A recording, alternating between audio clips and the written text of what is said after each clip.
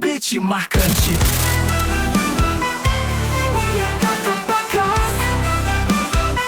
We are Garpacoi.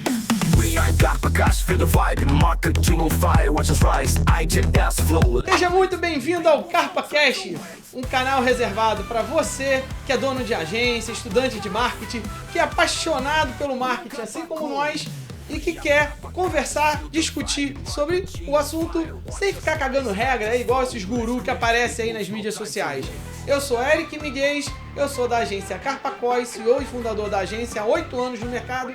Esse aqui é o meu sócio, Betão. Beto Zé, sócio. Fala aí, beleza? Mais um, hein? Vamos embarcar hoje em um super bate-papo com um cara que é um meu amigo, um cara que eu admiro demais, que é o nosso amigo Luiz Medi. E aí, pessoal, gente. Muito obrigado pelo convite, Eric. Valeu. É uma honra pra prazer, gente. cara. É uma honra ter você aqui. Vou deixar ele se apresentar, embora eu acho que dispense apresentação, né? Mas, pra quem não conhece, o cara tá de repente morando na Lua, ficou naufragado aí na ilha aí há alguns anos. Faça as honras. Vamos lá. Tem gente, inclusive, que não conhece, que eu fiquei surpreso. Eu descobri que essa pessoa tinha passado 8 anos na África e quando voltou pro Brasil, eu falei, faz sentido você não conhecer a febre da internet, que é um dos meus maiores cases. Né? Eu sou Luiz Medi, dono da Medi Produções, e a gente trabalha com produção de vídeos com estratégia de conteúdo. Né? Eu criei um dos maiores canais aqui do YouTube, canal do Lucas Neto. Né? Ele era meu amigo da faculdade, a gente vai contar um pouco mais dessa história mais tarde. Já tive programa na Band Rio, já tive série na Globoplay, filme no NetNow, tem agora um filme que acabou de ganhar 5 premiações no Festival Nacional e tem vários curtas que foram para festivais internacionais e, assim, portfólio bem diversificado, desde gravação com a Xuxa, Leda Nagli, Tico Santa Cruz e vários outros artistas. Então, 16 anos de experiência. Sim. Viu que o cara saca incrível, do assunto, né? Com certeza. E tem um detalhe, também tem meu canal com mais de 500 mil de inscritos. Segue aí, Luiz Câmara e Produção. Pô, show de bola, hein? Show de bola, viu? Caramba. O cara entende, tá vendo? O cara entende, né? O assunto de hoje, como eu falei anteriormente, é sobre canal no YouTube. Muita gente aí querendo montar o seu próprio canal, né? E será que ainda dá pra viver, né? Ainda dá pra ganhar dinheiro monetizando no YouTube? Bem, o Med vai responder já essa resposta, né? Essa pergunta pra gente. Mas Med, conta aí, como é que é essa história aí com o Lucas Neto? Como é que começou esse relacionamento aí? Muita gente pergunta sobre isso e a gente tinha alguns amigos em comum. Ele estudou lá na faculdade CCA, a falida faculdade CCA, onde ele tinha um amigo que também era meu amigo, aí ele falou, pô, conheço o irmão do Felipe Neto. Pô, que legal, cara. Ele, pô, a gente tá montando uma agência. Aí eu falei, pô, querem ajuda? Por quê? Esse meu amigo, ele era muito bom de ideias, o Lucas tinha uns contatos, era também desenvolto, só que eles não tinham essa parte técnica, e eu já trabalhava com isso desde os 16 anos, né? E eu falei, pô, vou somar com vocês. Acabou que o primeiro vídeo da agência que a gente fez foi um vídeo de incentivo de uso de camisinha no 1º de abril. Esse meu amigo acabou não participando, aí acabou participando só eu e o Lucas, e a gente agregou outras pessoas, uma atriz e um maquiador para ajudar no vídeo. E começou aí a trilhar. O primeiro vídeo foi essa campanha. Já o segundo vídeo ele falou, Luiz, pô, tô querendo fazer meu canal. Não quero fazer agência mais não, quero fazer meu canal. Beleza, então vamos fazer. E aí ele começou a fazer conteúdo de adolescente e depois foi migrando. Mas tudo isso começou como uma amizade de faculdade, né? Onde a gente já passou várias histórias, várias aventuras engraçadas, inclusive. E algumas a gente vai até conversar aí. Bacana, hein? Show. E como é que foi, assim? Porque eu lembro que no início ele tinha um conteúdo mais para adolescente, como você falou. E como foi, assim, essa virada de chave, né? Começar a falar com crianças. Então, o que acontece é que, na verdade, o Lucas, quando ele chegou para mim na faculdade, ele falou, pô, quero fazer um canal. Beleza, é o que? Ele, pô, não sei, ele ainda estava querendo descobrir o que ele queria. Só que ele queria ter uma certa relevância para ganhar um nome no mercado. Era mais essa questão de, acho, sair um pouco do anonimato, porque acho que naquela época as pessoas procuravam ele muito por ser irmão do Felipe, né? E eu acho que isso daí às vezes é um peso para a pessoa, pô, sou irmão do Felipe. Não quero ser eu quero ser eu. Eu não quero, né? Não quero ser o irmão do Jorel, eu quero ser fulano de tal. E ele tinha isso como missão, não, ele queria ser reconhecido por ser ele, não o irmão do fulano. Eu falei, não, vou te ajudar nisso. E aí ele começou a fazer conteúdo para adolescente, que era um público que ele achava mais fácil de se comunicar. Começou a fazer o primeiro vídeo lá sobre amizade de internet, amizade virtual, depois foi para um conteúdo universo masculino, onde ele respondia as dúvidas das garotas sobre os garotos de até uns 21, 23 anos. E aí teve um momento que surgiu um instalo nele que é quase que uma... Se você parar para comparar, é quase que uma reformulação do Não Faz Sentido, mas com outros aspectos. Porque o Não Faz Sentido falava sobre modinhas. O Lucas, ele falava... Assim, ele reclamava das pessoas que tinham atitudes ruins na internet. Tipo, VTube, que tem várias polêmicas. Teve até aquela polêmica que ela cuspiu na boca do gato. O outro lá, o Aaron Félix, que cortou a placa do YouTube no meio. Você cortar um presente que o YouTube te dá, cara. Imagina, tua mãe te dá um presente de aniversário, tu vai lá e corta pra ver o que tem no meio. Então é uma falta de respeito. Então o que ele fazia? Ele reclamava da atitude desses outros influencers. E aí o que acontece? Aquele primeiro formato dele levou ele até 170 mil inscritos. Ele não conseguia passar dali. Quando ele migrou pro Hater Sincero, né? Ele foi de 170, ele conseguiu chegar até mais ou menos uns 700 mil inscritos. Mas dali também estava travado, eu não conseguia crescer mais daquilo ali, né? E aí teve um momento que ele deu um estalo de começar a fazer alguns desafios, né? E aí começou a fazer desafio de... Por exemplo, ele comprou uma besta, né? Aquela arma besta, para atirar, para ver a besta furando uma garrafa d'água, furando uma melancia, para testar. Coisa que todo adolescente gostaria de ver testando. Que nem o Mythbuster às vezes fazia algumas coisas assim, testando coisas absurdas, né? Aí comprou um boomerang para ver como é que funcionava um boomerang e tal. E aí o canal começou a ser muito sobre isso, testar coisas e gastar tantos reais na máquina de pegar o urso, né? E aí já era o público adolescente, só que ali, por ele trazer algumas coisas assim que poderia ser considerado para criança também, tipo isso de pegar urso, da máquina de pegar urso, né? Começou a surgir umas crianças e naquela época o Lucas falava com o público adolescente acabou usando palavrão, né? Eu mesmo utilizava muito, eu cortei isso a partir do momento que a gente começou a lidar com criança. Uhum. Porque é do nosso costume, é do costume do carioca falar muito. Sim. Né? E aí quando começou a surgir criança e nos comentários, ou os pais ou as próprias crianças falando que falava palavrão, a gente falou, vamos parar com isso. A gente parou, começou a privar os vídeos e começou a fazer um conteúdo dedicado para crianças. E aí veio vídeo testando de abrindo brinquedo, testando fidget spinner e várias coisas que eram moda na época, além das comidas gigantes também, né? Um dos que a gente fez lá, a gente pegou um tubo de PVC e encheu, fez uma torre de batata frita. Foi doideira. E fora outras coisas, tipo cama elástica passando papel alumínio. Piscina de Nutella. A banheira de Nutella, que esse, assim... Eu tinha falado lá, o primeiro formato do Lucas, a gente começou... O primeiro vídeo que eu gravei com ele, a gente fez em 2014, que foi 1º de abril de 2014 que a gente lançou, né? Ele conseguiu fazer aquele primeiro formato dele lá, que chegou até os 170 mil inscritos, até mais ou menos 2015. De 2015 ali até metade de 2016, chegou aos 700 mil inscritos. Os 700 mil inscritos, até o primeiro 1 milhão dele de inscritos, ele alcançou em dezembro de 2016. Ou seja, de 2014 a 2016 ele demorou 2 anos quase para alcançar 1 milhão de inscritos. A gente entendeu tanto quanto funcionava a plataforma que em 1 mês a gente fez mais 1 milhão de inscritos. Caraca. O que a gente demorou 2 anos, a gente fez em 1 mês. Tanto que ele bateu os seus 2 milhões de inscritos um pouco antes de fazer a banheira de Nutella, que foi em janeiro de 2017. Então, assim, a gente foi estudando a plataforma.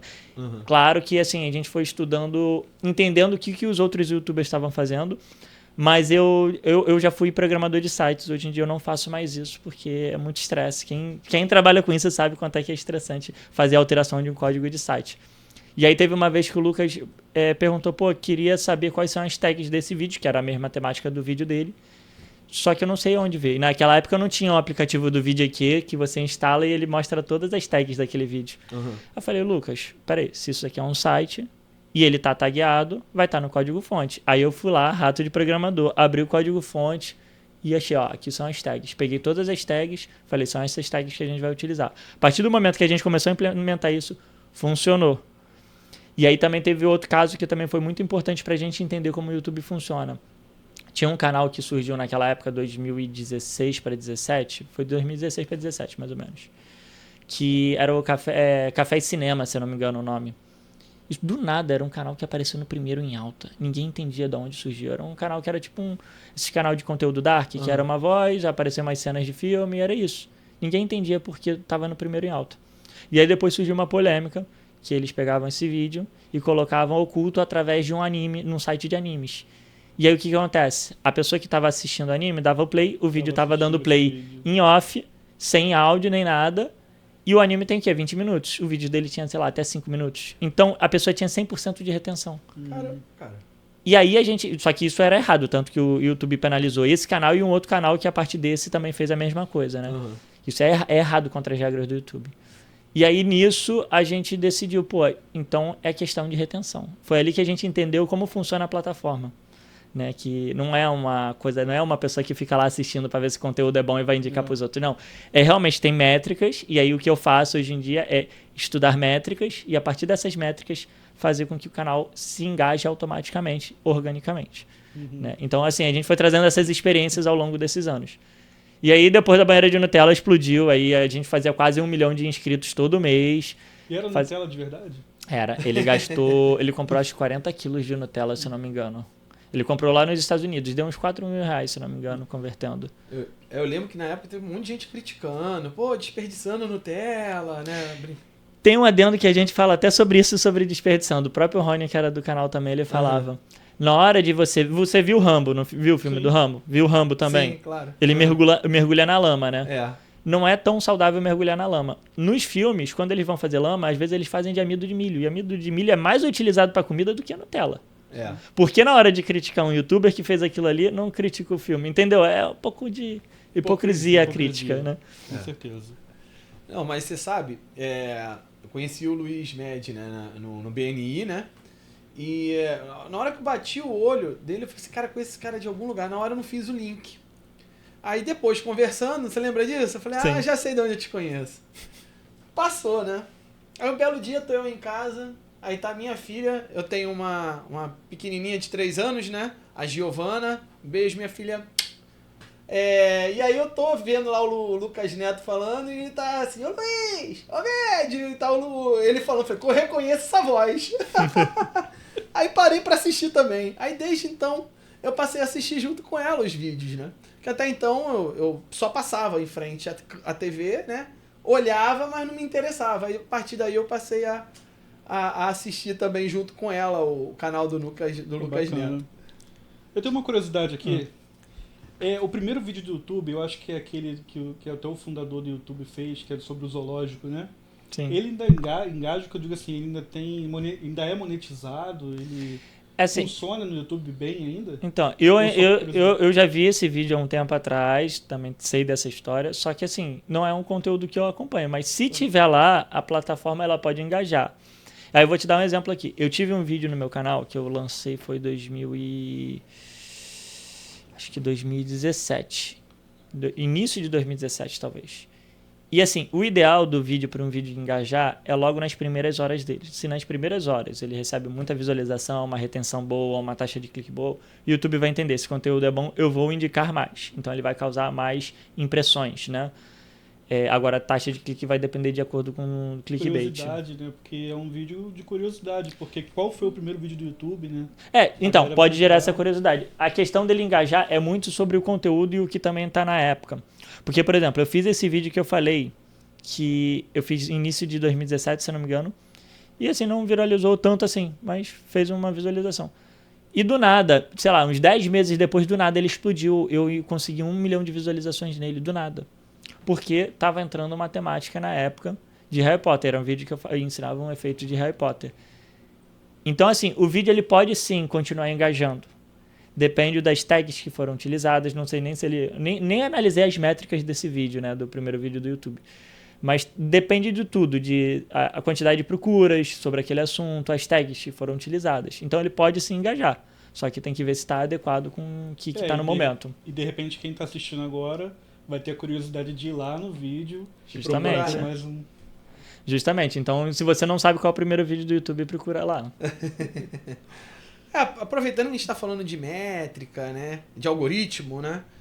Me responde uma coisa, cara. Tem uma discussão grande sobre isso, né? YouTube é rede social, cara? Não, não é. Porque assim, a rede social você tem o intuito de você sociabilizar, né? Quase como se fosse uma escola online, uma faculdade online. É um lugar para você socializar. Hoje em dia você tem a parte de business e tal, porque viram a demanda de empresas entrando nas redes sociais. Só que ela tem esse primeiro intuito, você interagir com outras pessoas, você compartilhar sua vida, você conversar, você comentar, né? E dar like e tal. O YouTube, ele até tem uma parte ali de comunidade que você consegue, só que o YouTube ele é muito mais uma plataforma de conteúdo. Ele é como se fosse uma TV online, tanto que é o teu canal, né? O seu tubo, né? E o YouTube é basicamente a tradução, é o seu tubo. Tanto que todo mundo ali tem seu canal, como se cada um tivesse seu canal de TV, e é uma TV diversificada, todo mundo pode ter seu canal. E, inclusive, graças ao YouTube, não sei se você já parou para pensar, graças ao YouTube, muita gente que não tinha voz antigamente, hoje em dia tem voz. Inclusive, os movimentos, tanto LGBTQIAPN+, movimento negro, das mulheres, eles ganharam força por conta da internet, não só as redes sociais, como também o YouTube. Porque antigamente só a TV, né, produzia o conteúdo, e você pega ali todo o conteúdo da década de 90 da TV Globo, de outras emissoras, você fala, esse conteúdo não está certo de acordo com os conteúdos de hoje em dia. Certo. Então o YouTube é uma forma de você democratizar o conteúdo. É uma plataforma de conteúdo apenas. Tem um lado bom também, né? Tem um lado bom, que você acabou de mencionar, e tem um lado ruim também, da voz dos idiotas, né? Aí a gente pega também dá até para entender a polarização também, né? Porque... Sim, porque se surge um lado que... Ao mesmo tempo que, por exemplo, você tinha lá a TV, que a TV era dominada por poucos, transmitida para muitos. A partir do momento que todo mundo pode transmitir para todo mundo, a gente surge ali, as pessoas que não tinham voz naquela época começaram a ganhar voz. Só que as pessoas que não gostavam do pessoal que começou a ter essa voz, também querem ter voz. E aí surge fake news e várias outras besteiras também, como até, cara, isso de surgir terra plana. Eu fiquei assim, gente... Em que ano a gente tá? A gente voltou alguns séculos atrás? Não faz sentido, né? Não, e é interessante, porque agora, né, a gente tá falando aí da eleição do Trump, né? E aí começa várias histórias em torno da figura do presidente americano. Por exemplo, tem uma teoria de que ele viajou no tempo, né? Já viu essa? E tem canal, cara, e tem audiência, a galera senta e vê lá, 8, 10 minutos lá, o cara... falando que a Lua é oca e é habitada por alienígenas, entendeu? Porque a história é tão redondinha que faz acreditar. Isso daí porque assim... aprofundar, né? Isso da história ser tão redondinha, isso daí é legal porque assim... Vocês sabem da primeira transmissão de rádio, o que aconteceu numa primeira transmissão de novela no rádio, né? Vocês sabem dessa história? Não. Então, eu vou contar aqui que isso aqui eu aprendi. O professor contou isso na faculdade e fiquei, cara, imagine o que foi isso na época. Primeira coisa que eu quero falar para vocês, né? Eu, por exemplo, a minha marca, a Med Produções, a gente gosta de contar histórias. Porque quando eu começo a contar uma história, você fica muito mais atento a ouvir do que eu tentar te vender alguma coisa. Então, quando a gente trabalha uma marca, a gente trabalha através de contar histórias. E isso daí vem lá do tempo das cavernas. Na época que decidiram fazer vamos dizer assim, uma interpretação do texto, acho que é de Orson Welles, ou foi o... Aqui um é o Orson Welles e o outro é o George Wells. Aí é uma confusão que acaba dando na cabeça. Um é o escritor que escreveu essa história, que é Fim dos Mundos, Guerra dos Mundos, não lembro agora o nome do livro. E o outro fez a adaptação para o rádio como se fosse uma telenovela. Só que eles trouxeram tanta dramaturgia na parada que teve até um momento que ficou em silêncio, como se a rádio estivesse em silêncio, uma explosão e tal, que quem entrou no meio do bonde andando não pegou o início falando, agora a gente vai fazer uma leitura, uma interpretação do texto e tal. A pessoa entrou, parecia que estava ao fim dos tempos, e isso causou lá nos Estados Unidos um pânico generalizado, porque no rádio era onde recebia a notícia do nada, uma telenovela falando que, eles não sabendo que era uma telenovela, falando sobre um fim do mundo, que alienígenas estavam invadindo, a explosão, não sei o que lá, e um silêncio perturbador na rádio. Então, traz um pouco disso, de mexer com a curiosidade da pessoa e a imaginação ir além, né? Com certeza. Pode crer. Gostei. Agora, e sobre inteligência artificial, o YouTube caminha legal? Você acha que tem alguma regulamentação igual às redes sociais, né? Já que a gente falou que tem uma diferença? Sim. Então, tem. Tanto que quando você vai subir seu vídeo no YouTube, tem uma opção lá que você tem que dizer se aquilo ali tem algum material gerado por IA. Tanto que eu não lembro agora a frase, mas vocês podem até botar depois na edição aí, que ele pergunta se tem alguma pessoa, alguma coisa na imagem que não disse aquilo e tal. Tanto para saber sobre fake news, quanto também sobre IA. E a gente tem que dizer, até porque é nosso compromisso, a gente botar até para o YouTube alertar, isso aqui não é verdadeiro. Mas ele monetiza, mesmo sendo inteligência artificial? Cara, ou eu isso nunca é- subi esse tipo de conteúdo, eu não sei se ele monetiza ou se talvez ele divulgue menos. Talvez ele possa até diminuir a divulgação, né, a entrega. Mas ele pede para você marcar sim ou não. Né? Eu, como não gosto de subir esse tipo de conteúdo feito por IA, eu nunca postei assim dessa Você é forma. anti-IA ou você... Não, não sou anti-IA, só que assim, por exemplo, isso que a gente está fazendo aqui, a gente poderia até estar lendo um script aqui gerado por IA, mas são pessoas falando. O que eu não gostaria de, tipo assim, pegar minha imagem e transformar na IA para IA falar por mim.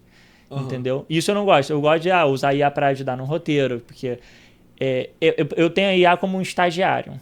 A IA pode te ajudar muito, só que você tem que pensar que ela vai cometer erro como um estagiário, até porque ela não é um ser humano e ela não é que nem você. E conforme ela vai aprendendo e você vai ensinando, ela vai melhorando. Então ela é como se fosse um estagiário. Você tem que revisar e dar instrução. Revisar e dar instrução. Todo mundo, vocês têm estagiário e vocês sabem disso, né? Então eu utilizo a IA como um estagiário para mim. Eu dou as instruções, dou uma lida, corrijo o que tem que corrigir. Às vezes eu chego para ela, você errou nisso aqui. Trazer até uma curiosidade num vídeo que eu fiz, que está até gravado, que vai sair em breve no canal, que é sobre Hitchcock. É um vídeo sobre curiosidade, sobre Hitchcock. E eu botei lá para IA gerar, dei uns prompts de acordo com o que eu queria de conteúdo, inclusive puxando sobre psicose. E a IA disse que quem gerou a trilha, quem teve a ideia da trilha do Psicose, foi o rapaz que fez lá, eu esqueci o nome dele, que fez a trilha de fato. Mas, na verdade, quem deu a ideia da trilha foi a esposa do Hitchcock, a Alma Hitchcock. E eu sabia essa informação por conta da faculdade. Eu falei, opa, tem aqui um erro? E eu informei para ele, você errou nisso, não erre mais, por favor.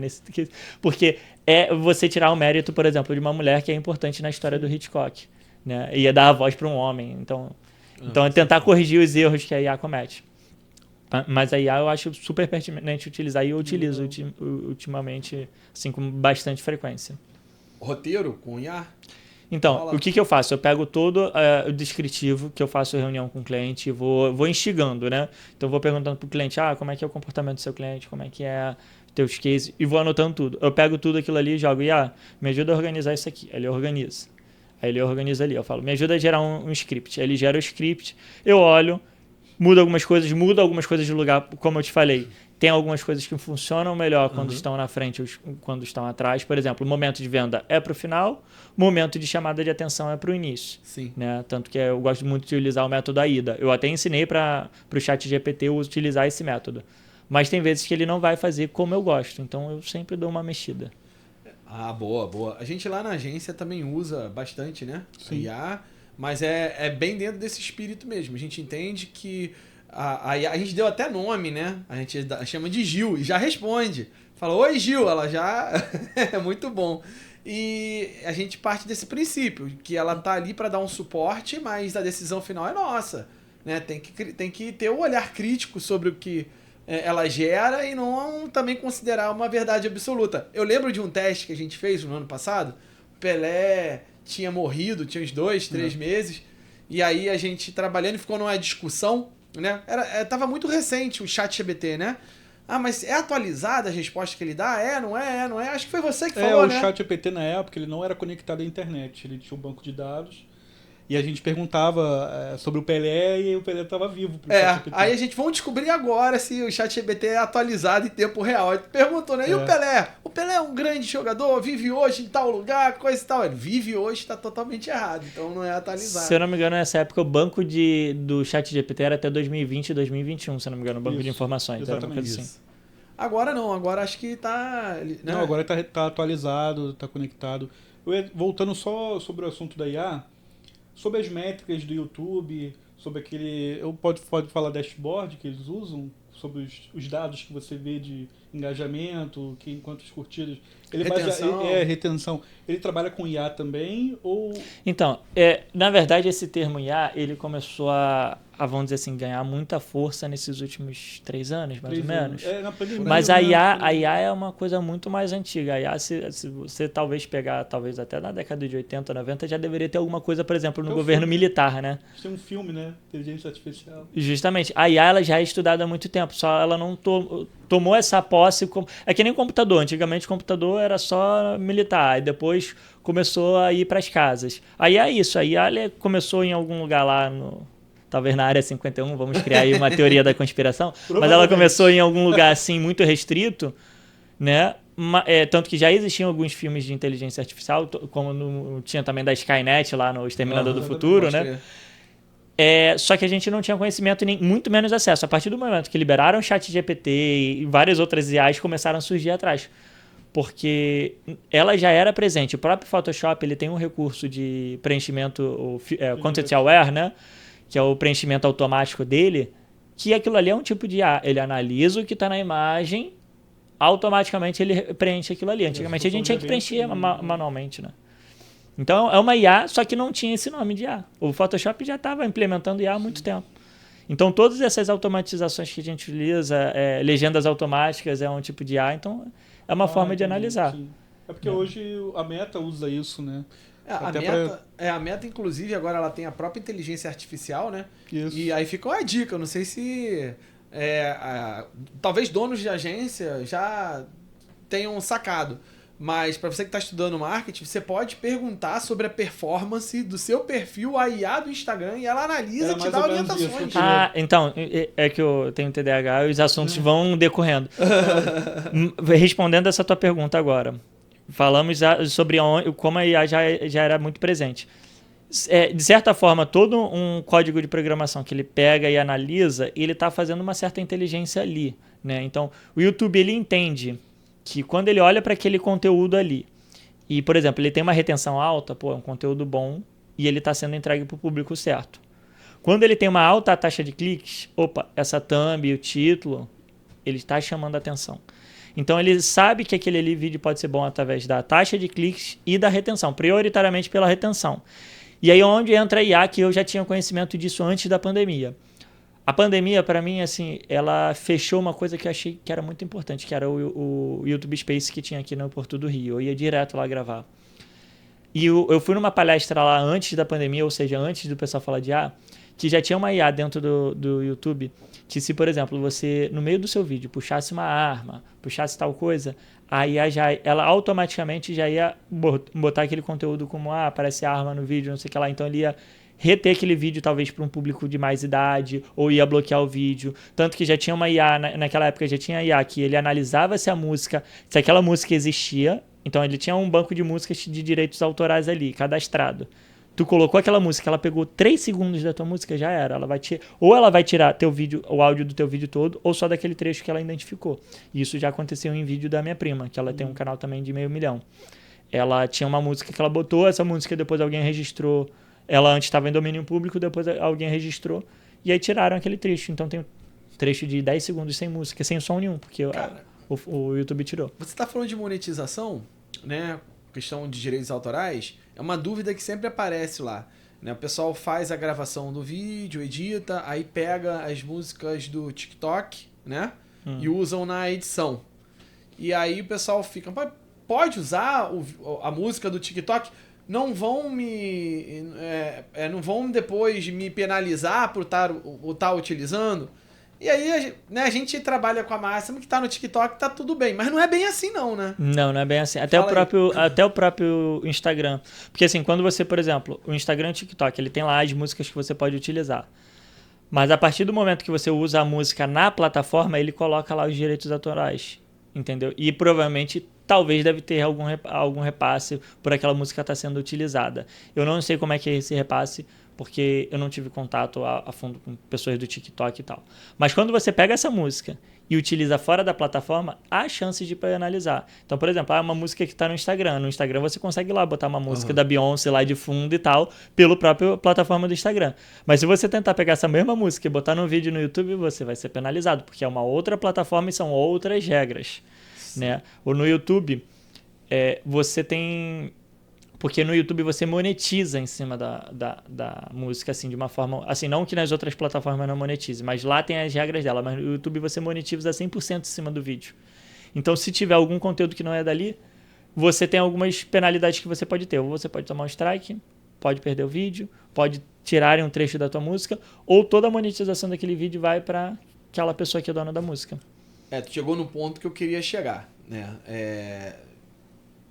Eu tenho um cliente, né, que ela tem um canal no YouTube e a gente faz as edições do vídeo, é um canal infantil. E tem essa preocupação, porque segundo ela, se você põe uma música, eles descontam da monetização os direitos autorais. Eu nunca parei pra conferir, mas ela sempre tinha essa preocupação, né? Então, o conselho que eu dou para todo mundo que vai fazer conteúdo pro YouTube. Não só o YouTube, plataformas no geral, né? A do Instagram, do TikTok, você pode até utilizar as músicas que estão lá. Mas se você vai utilizar adicionando a música na edição, utilize uma música livre de direitos autorais ou que você pagou para ter acesso a ela. Por exemplo, eu assino um banco de áudio que eu posso usar aquelas músicas. Esses dias mesmo eu fui subir o vídeo de um cliente meu que é um projeto social, você sabe até qual é o projeto, e basicamente eu subi e o YouTube estava falando, essa música tem direitos autorais. Eu fui lá na plataforma que eu baixei, eu tenho a licença, copiei a licença, fui lá no YouTube, fui reclamar e botei a licença. Então ele vai pegar aquela licença e vai entender, opa, não, ele tem direito porque ele paga a tal plataforma. Então, ou você pague uma plataforma para ter direito a essas músicas, ou procure bancos free. Só que tem um porém. Até essas músicas que são free, em algum momento elas podem não ser free. O Lucas já passou isso. Tinha uma trilha que era muito utilizada lá no canal dele. E, sei lá, depois de 3 anos que o canal tava, do nada começou a tomar uns avisos disso de vídeos antigos. Porque era uma música que deixou de ter direitos autorais. Quer dizer, deixou de ser livre, né? Começou a passar a ter direitos autorais. Saquei. O Então, próprio YouTube tem a sua biblioteca de áudio. tem também a biblioteca deles, que também, em qualquer momento, essa pessoa pode querer deixar de estar na biblioteca. E essa biblioteca funciona, por exemplo, se eu criar alguma coisa, eu posso colocar lá nessa biblioteca ou é exclusivo do YouTube? Então, lá são vários artistas que produzem e colocam lá. Eu nunca produzi, eu não sou produtor musical, apesar de eu tocar bateria há muito tempo atrás, eu não sou produtor musical. Mas deve ter alguma forma de você colocar lá, porque tem artistas diversificados de vários tipos de línguas, então com certeza tem algum lugar, só tem que procurar onde é que você fornece. E deve ter algum privilégio que o YouTube deve dar, porque você está cedendo uma música livre. Deve ter algum, talvez ele até pague algum valor, não sei de fato, né? Mas com certeza tem como você acrescentar na biblioteca deles lá. E para quem não sabe, isso você acessa através do YouTube Studio. Vai ter lá a biblioteca de áudio. Agora, Matt, deixa eu te fazer uma pergunta. Sobre o público infantil hoje, ele está tomando conta do YouTube? Então, eu gosto de falar que o público infantil, ele na verdade, ele tiraram vamos dizer assim, desamamentaram ele e começaram a dar chupeta ou a mamadeira para ele. Porque o grande impacto que você teve, que as crianças começaram a migrar para a internet, foram 2 coisas. Primeiro, o surgimento ali de galinha pintadinha e tal, mas para esse conteúdo ganhar a força que tomou, né, foi porque a TV Globinho sumiu. Isso eu tô falando perante Brasil, tá? Uhum. Fora do mundo já estava acontecendo há muito tempo muitas dessas coisas. E por que, por exemplo, a TV Globo tirou o conteúdo infantil? Algum de vocês sabe por quê? Alguém tem algum chute? Não. Fátima Bernardes? Não. Eu acredito, eu falo por mim, tá? Que a programação da manhã, as crianças estão estudando nesse horário, né? E a dona de casa tá em casa, então eles começaram a se voltar pra dona de casa. É um chute, tu disse eu tô Não, tudo certo. bem. Não, e todo chute é válido. Eu acho que assim, peraí, de manhã as crianças estão estudando, Pode chutar. Eu vou chutar um. Chutar não, porque eu acho que eu fiquei sabendo mais ou menos ele já deve saber a resposta. Que na época foi proibido propaganda de brinquedos e a Globo não foi lucrativo pra Globo, então ela... Então, a resposta correta é uma mescla das duas, mas com foco nisso de não podia mais ter anúncio como era, tanto que na nossa época tinha lá, compre batom, isso era, assim, de acordo com o ECA e também o órgão que eu esqueci o nome, que regulamentariza a publicidade no Brasil, eles viram que isso estava errado. Né? Era muito sensacionalista. Você só vai ser legal na sua turma se você tiver a patete do Seninha, sabe? Então, eles falaram, não pode ter mais publicidade como aqui é, principalmente para crianças. Como também proibiram personagens infantis em propaganda de cerveja, porque as crianças estavam começando a gostar da imagem da escola, não gostar da escola, mas associar, porque tinha um caranguejinho. Tinha tartaruguinha. Tinha tartaruguinha, então meio que eles entenderam, não, isso aqui tá errado, vamos mudar isso aqui. Porque a gente veio de uma, década de 80 e 90, era uma década bem conturbada em questão de conteúdo. Tanto Xuxa, Trapalhões e vários conteúdos que você vê em programa infantil, sei lá. O pessoal falando das besteiras. Da Xuxa, hein?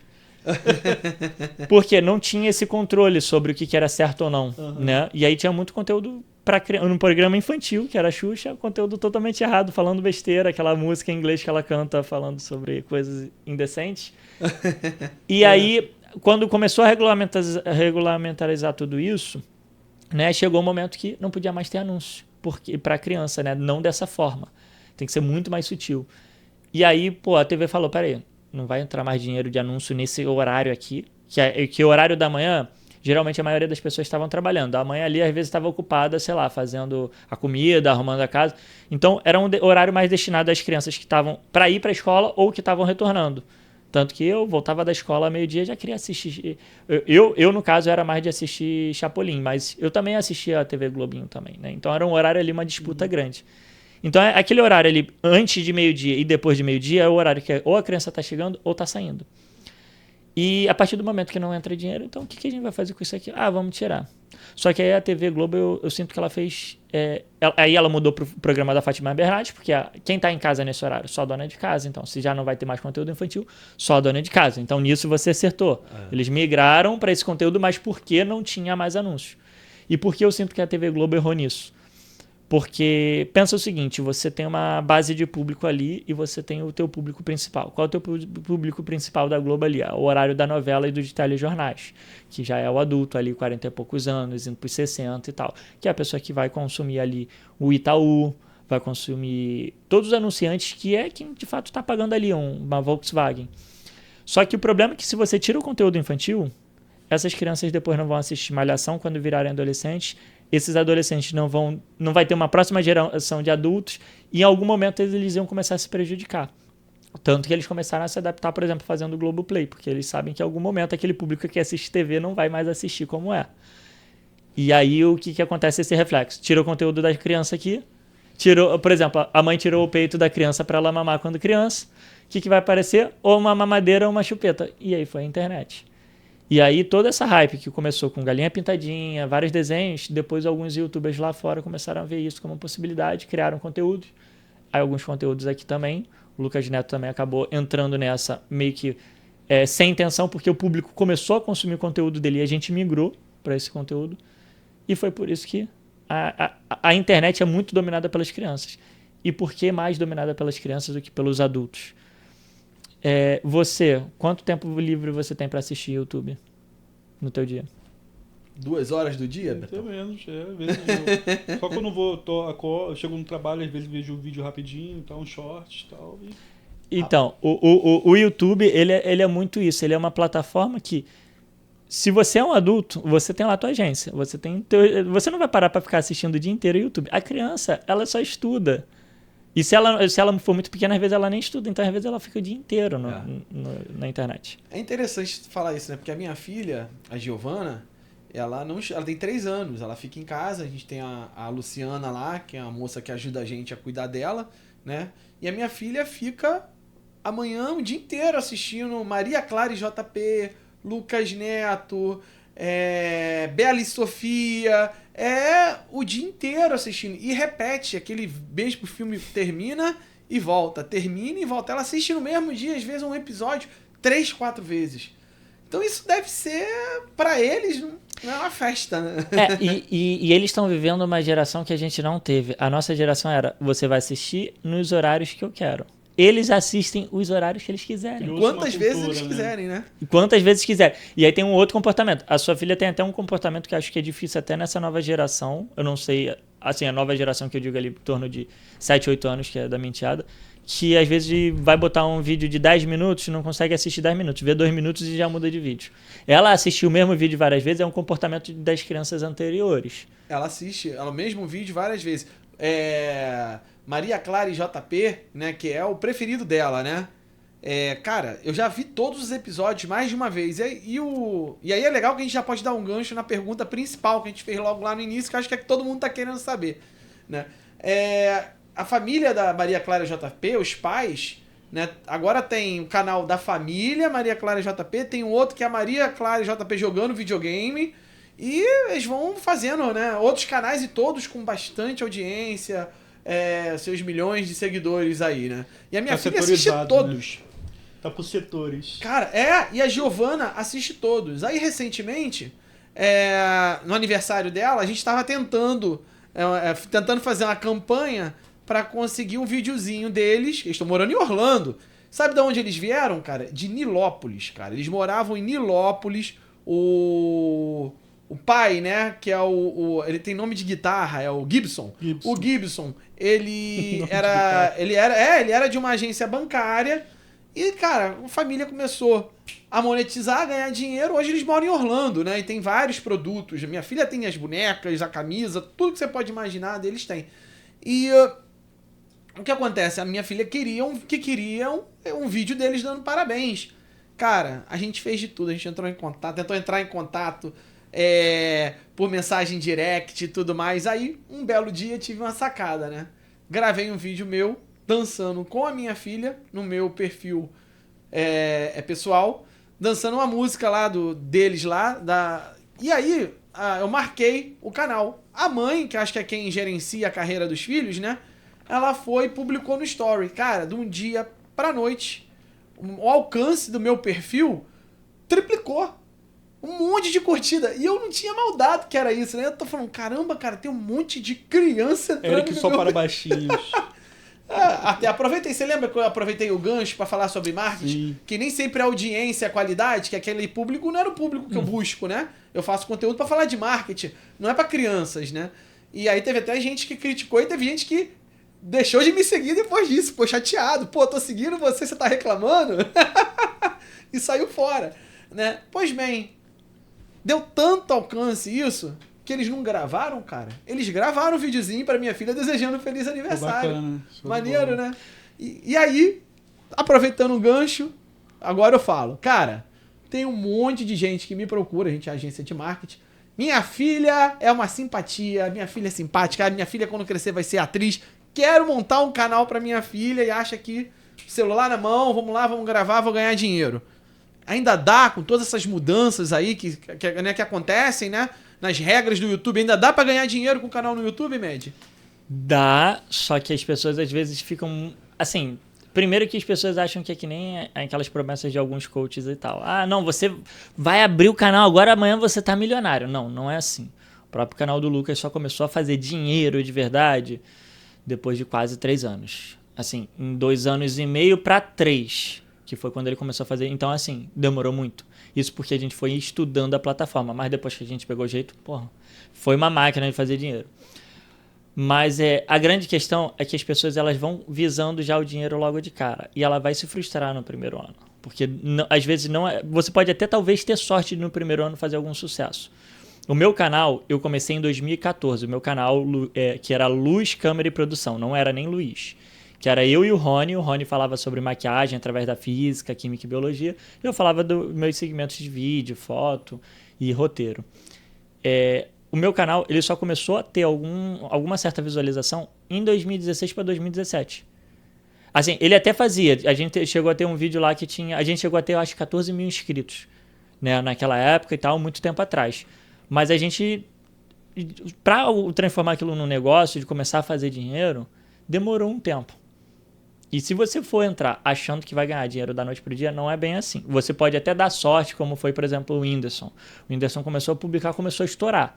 Mas o Whindersson é, tipo assim, aquele ponto fora da curva. O cara que tem muitas habilidades, o cara é engraçado, é simpático, e ele vai conseguir desenvolver isso, né? O próprio Felipe também. Felipe foi um ponto fora da curva. A PC Siqueira e vários outros influencers. Só que são, assim, 1 a cada 1 milhão, sei lá. Uhum. Então, assim, dá para fazer dinheiro, só que você tem que ter persistência, é não desistir. Primeiro passo, persistência. Você não vai conseguir da noite pro dia. Segundo passo, estratégia. Não basta você sair atirando para tudo que é lado sem saber para onde você está mirando. Então, assim, eu vou começar a produzir conteúdo, começa a produzir. Não conhece seu público-alvo, não conhece as suas métricas. Você tem que conhecer tudo. Quando você vai fazer uma viagem de carro, você fala, beleza, quero fazer uma viagem de carro. Você vai para qualquer lugar? Não, quero ir para, sei lá, vou para São Paulo. Beleza, como faz para ir para São Paulo? Pego a Dutra, pego não sei o que lá, passo pelo pedágio. Então você se programa, faz uma rota e se programa as coisas e até os investimentos que você vai ter no meio do caminho, as paradas. Né? Vou parar ali no Graal para poder parar, lanchar, ir no banheiro e dar continuidade na viagem. O canal do YouTube é a mesma coisa. Se você não saber para onde você está indo e estabelecer uma estratégia e analisar, e pode ser que no meio do caminho você mude, como aconteceu com o canal do Lucas, que ele tinha um público adolescente e depois surgiu criança para ele ir atender, né? Por exemplo, sei lá, tu tá na Dutra, do nada tá um trânsito. Pô, será que eu posso pegar tal coisa aí, talvez por aqui por baixo, para pegar e cortar o caminho?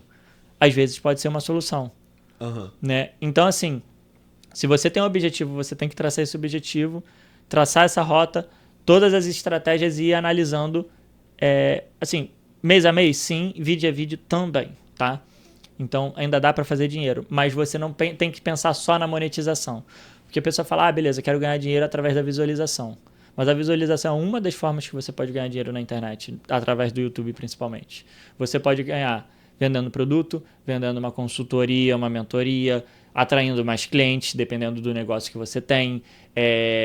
Então, assim, você tem N possibilidades que você pode aproveitar. E aí, quando a gente fala, por exemplo, de um canal de nicho, que, por exemplo, meu canal é um canal de nicho, ele acabou virando um canal infantil, assim, com alguns aspectos infantis por conta do público que me conhece através do Lucas, e eu senti a necessidade de trazer um pouco de entretenimento. Só que agora o novo formato que eu estou trazendo no canal é um formato mais para adolescente, porque aquelas crianças que me assistiam já estão adolescentes. E aí é um canal de nicho. Beleza, vou ganhar dinheiro através da visualização? Não tanto, né? Confesso que não tanto. Mas o que eu posso fechar de anunciante, por exemplo, o Movavi já pagou R$5.000 para fazer um único vídeo anunciando o aplicativo deles.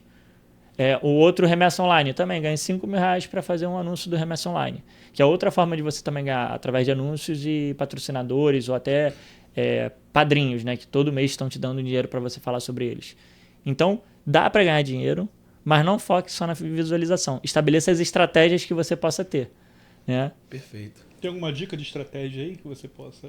Para quem está começando agora. Vamos lá, se você é generalista... Tipo assim, meu público é o quê? Público infantil. Tipo o Lucas Neto, que é um conteúdo generalista, atinge todas as crianças.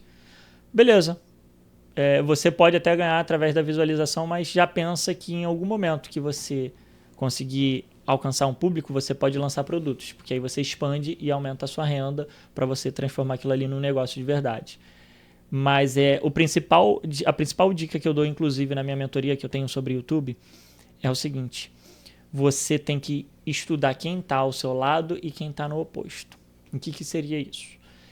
Eu pego um cubo mágico, aqui não tem nenhum cubo mágico aqui, eu gosto de fazer essa analogia com o cubo mágico. Tem um aqui atrás, Eric? Não, tem não. Eu fiz essa analogia num cliente que eu fui fazer uma consultoria sobre YouTube, que tinha um cubo mágico na mesa, eu peguei o cubo mágico e comecei a explicar o que é o YouTube e como funciona, como você fazer de uma forma mais funcional. Vamos dizer que você... Imagina um cubo mágico aqui na minha mão, onde você é o quadrado vermelho. Tá? Vamos dizer que o quadrado oposto, né, o quadradinho central, né, que é o que representa aquela área ali. O quadradinho oposto, vamos dizer que é o branco. Tá? Então você é vermelho, o oposto é branco e tem todas as outras cores do lado. Se você é o vermelho e você tem várias outras cores ali que não sejam vermelhas, você tem que ver o que tem que encaixar no teu conteúdo. E aí, às vezes, o que está no conteúdo dos concorrentes, que é quem está do seu lado, quem é concorrente seu? Quem divide o mesmo público, ou o mesmo tipo de conteúdo ou formato. Então, e quem divide também a mesma língua, né? Então, conteúdos da língua portuguesa é um certo concorrente. São adolescentes que falam português e é voltado para cinema. É um concorrente seu.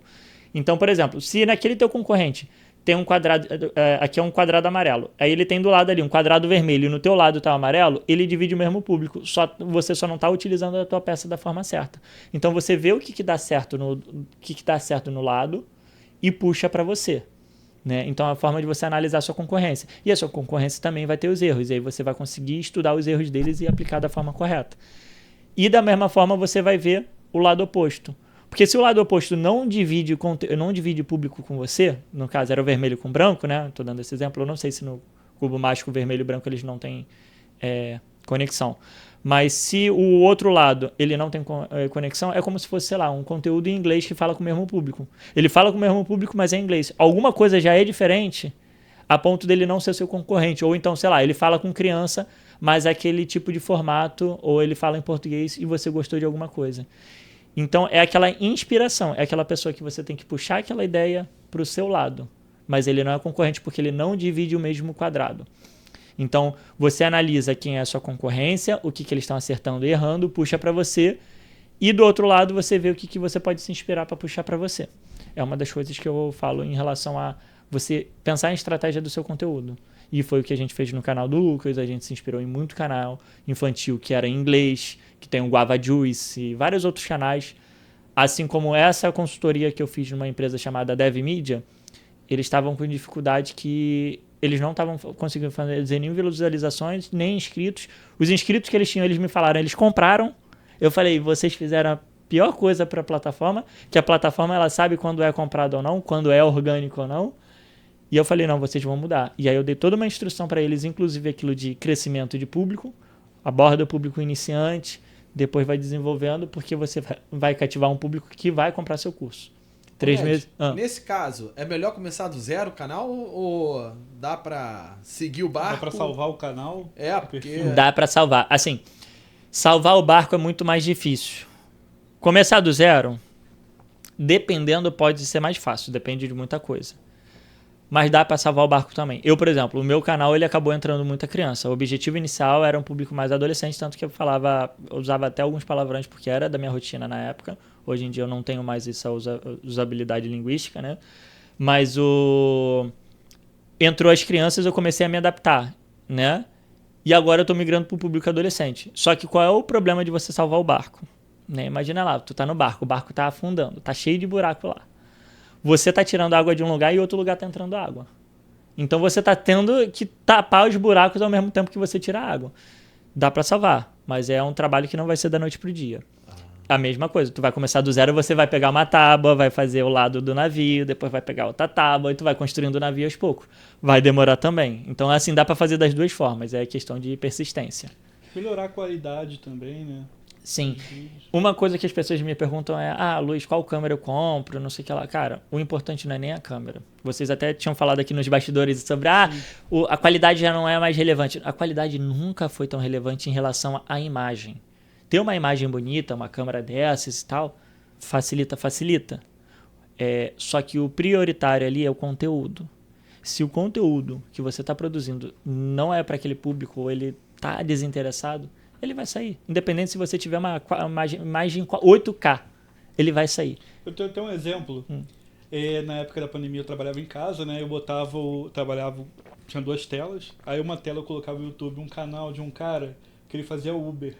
Ele fazia live no YouTube, ele fazia Uber, pegando os passageiros ali e tal. E eu ficava assistindo e eu achava aquilo ali muito maneiro, cara. Porque era uma rotina que eu não ficava na rua de noite, então eu via isso acontecer lá em São Paulo e tal.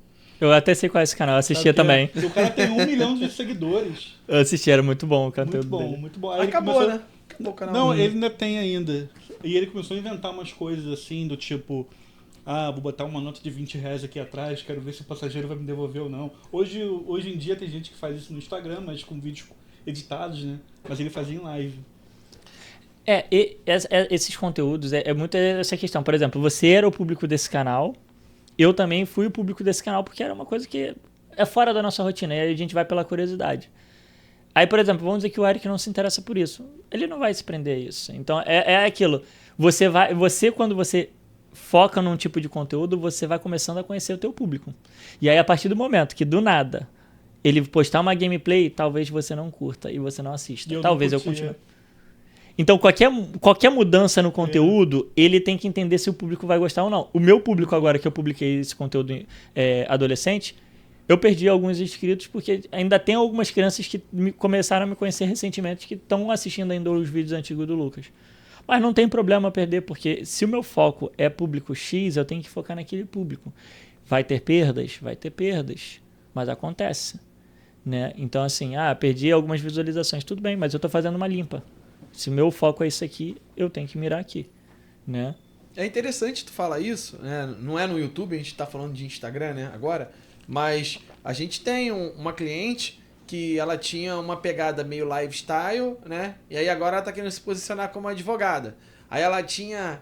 acho que tu conheceu, tu foi naquele evento do BNI de final de ano, não, né?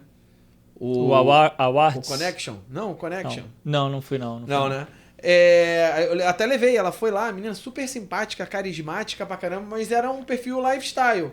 Aí 30 e poucos mil seguidores. Aí mudou, né? Agora fala de direito, dar dicas para advogados e tal. O que aconteceu? Tava assim, né? Aí ela tá desesperada. Eric, tô perdendo seguidor. E agora? Eu falei, calma. Natural. A galera que seguia queria saber a marca da roupa que tu tá usando. Agora tu tá começando a conquistar uma galera que quer saber qual é a plataforma que tu usa pra escrever uma petição. Entendeu? Então, natural que haja essa mudança, né? É o mesmo caso aí, né? E isso daí também teve no Lucas. Quando o Lucas dele falava com o adolescente, começou a surgir criança, e a gente cortou os palavrões e começou a mudar. Teve uma hora que a gente começou a fazer historinha pra criança, que aquilo ali foi uma hype, que foi um dos primeiros canais no YouTube que começou a fazer esse tipo de historinha aqui no Brasil, né? E os adolescentes falavam, cara, a gente perdeu esses inscritos, só que a gente ganhava tanto inscrito de criança que aqueles inscritos não iam fazer tanta diferença pra gente. Entendi. Mas aí, quando você nicha, por exemplo, ela tá nichando para segmento do direito, né? Ela é advogada de quê? Qual segmento específico? Ela, dentre alguns direitos, é trabalhista, mas ela ali... É que a menina é muito inteligente, ela, né? Então, ela é um fenômeno, né? Assim, ela se formou recentemente. Mandar até um abraço, tá falando dela, né? Deve estar assistindo, deve estar falando... Pô, fala meu nome, é a Andriele, né? A doutora Andriele. A Andriele, ela se formou e já ganha uma grana trabalhando como advogada sem trabalhar para ninguém. Ela gosta de chamar ela que ela é uma advogada empreendedora, né? Então, ela consegue fazer dinheiro sem precisar de carteira assinada, né? E aí ela falou, pô, se eu que me formei tem pouco tempo, já faço dinheiro trabalhando por conta própria como advogada, e não sei se vocês sabem, né? A profissão de advogado, né? É o que mais se forma por ano no país é advogado. Então, como é que ela conseguiu? Né? Em tese, muitos concorrentes, né? Aí ela ensina como o cara tem que se posicionar, ela fala de marketing, ela fala de vendas, ela fala de autoimagem. O conteúdo dela é bem legal, né? Ó, fazendo propaganda aí, ó. Já segue ela lá, hein?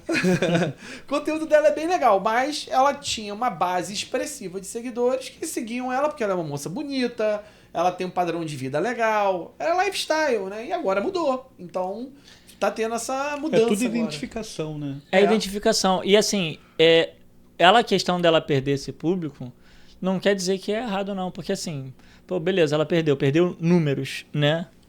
Mas por outro lado, se você parar pra pensar, se ela lançar um infoproduto, ela vai ganhar muito mais do que tendo aqueles números que ela tinha. Né? Então, ela tá achando o nicho dela, é uma especialidade dela, e tá tudo bem, ela vai poder até cobrar mais caro, até. Agora, a gente tá falando muito do Lucas Neto.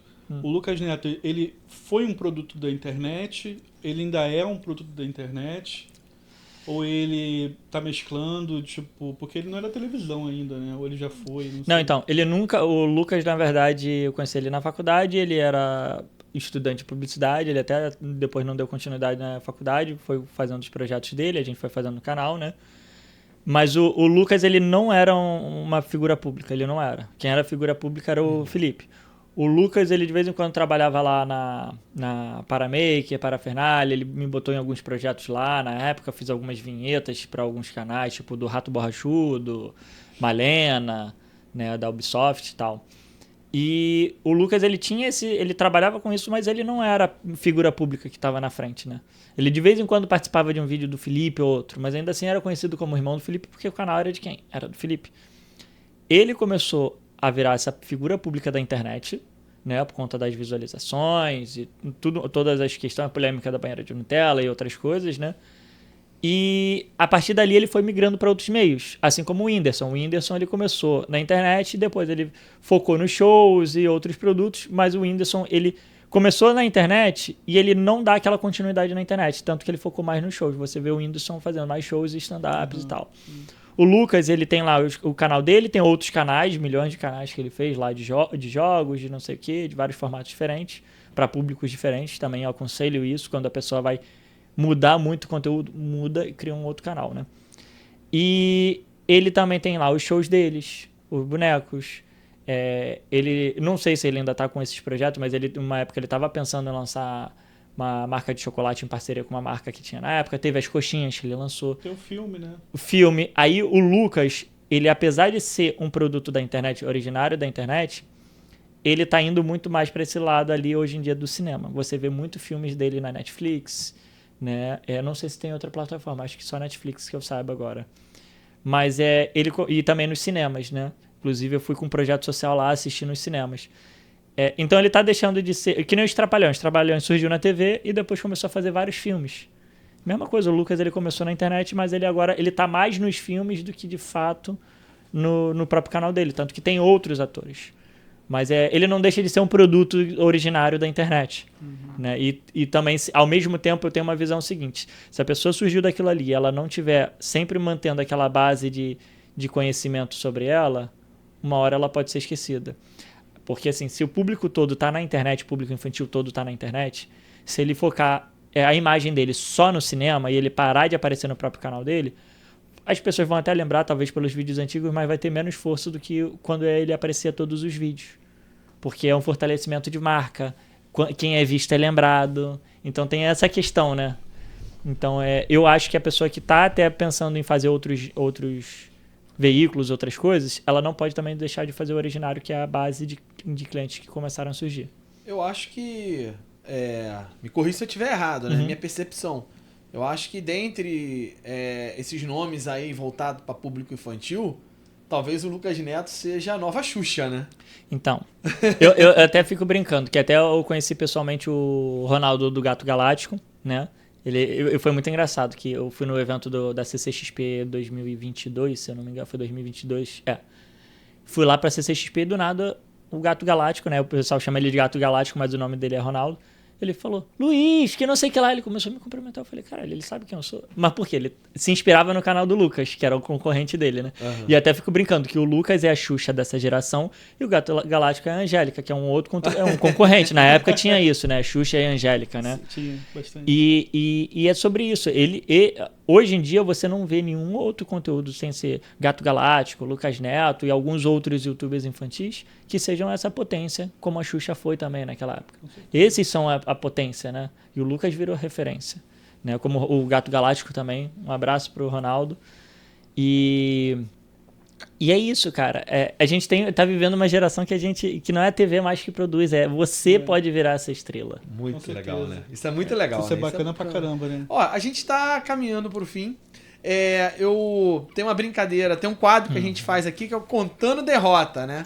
Então, o Beto, no último episódio, contou lá, né, a situação constrangedora que ele passou com produtos eróticos. Volta um vídeo aí e assista. Assiste lá, vocês vão entender.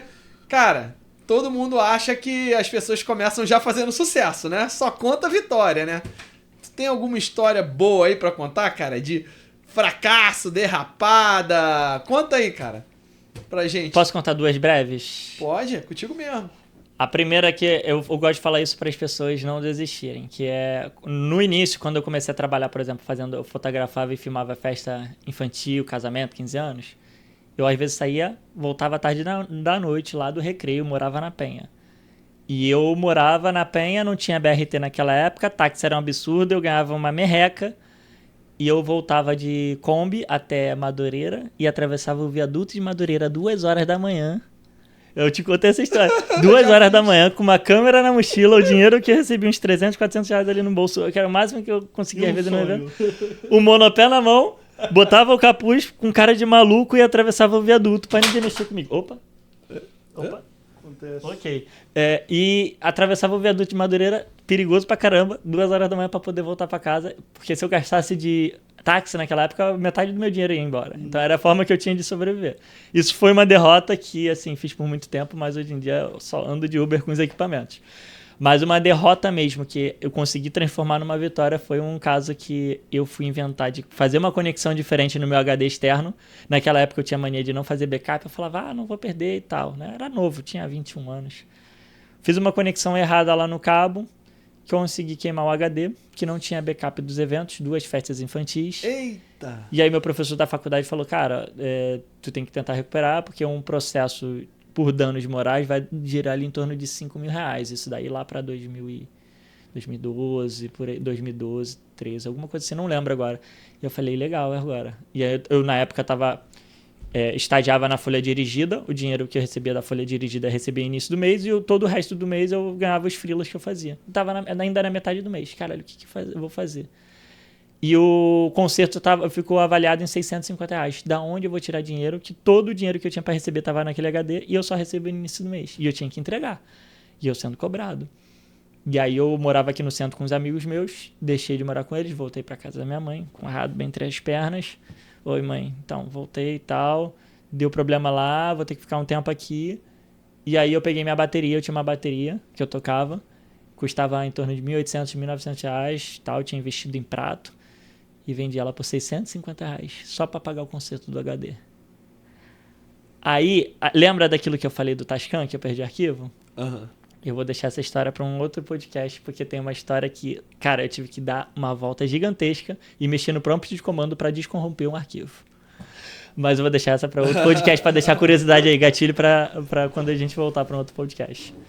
Med, meu amigo, muito obrigado por ter vindo aqui, ter dado essa moral pra gente que tá começando agora, né? Foi muito legal. Cara com 500 mil de seguidores, dando essa moral. Vocês têm que se inscrever aqui no canal deles, deixar seu like e comentar quem vocês querem ver aqui e marcar essa pessoa, chama lá ela, tá? Vai ser legal. Se quiser, eu posso tentar ver se o Rony vem aqui um dia. Pô, vai ser uma honra, cara. Vai ser uma honra receber o Rony aqui.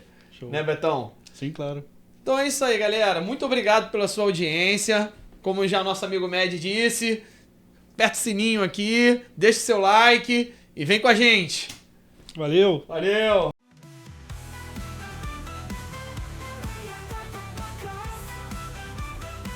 Let's go.